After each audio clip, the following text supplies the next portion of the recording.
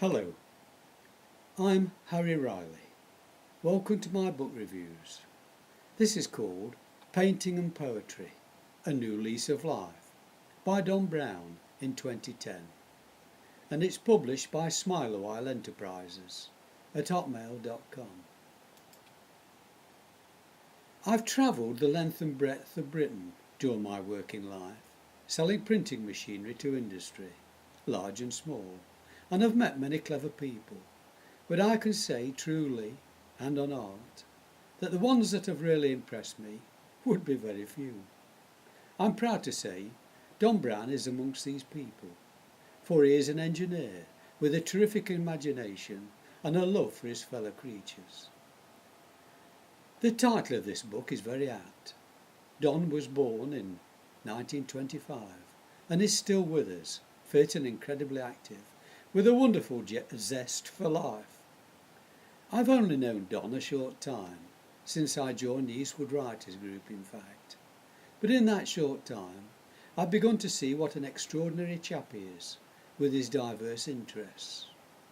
In this true story of his humble beginnings in a Derbyshire village, he gives us a glimpse of a time we will never see again.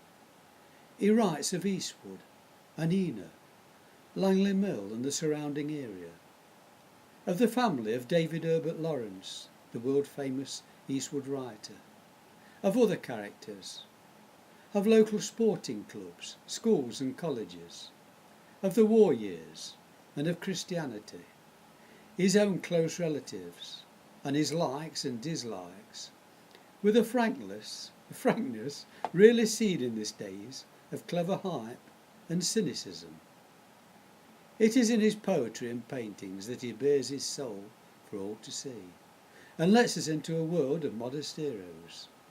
He was, in his earlier life, a distinguished firefighter, commended for rescuing 3 neighbours from a fearsome death in an horrendous house fire. Not once, but 3 times, he ran back into the dense, smoke-filled building to bring out the occupants.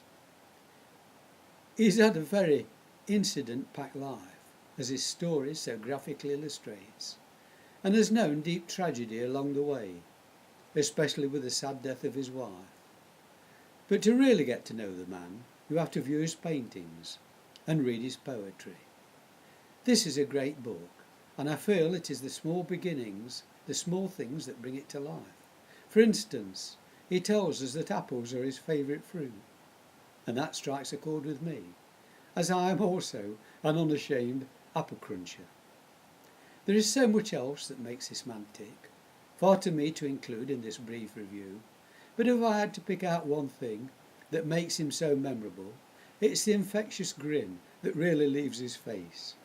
Read the book, and I defy you not to raise a smile or two. Thank you. Bye.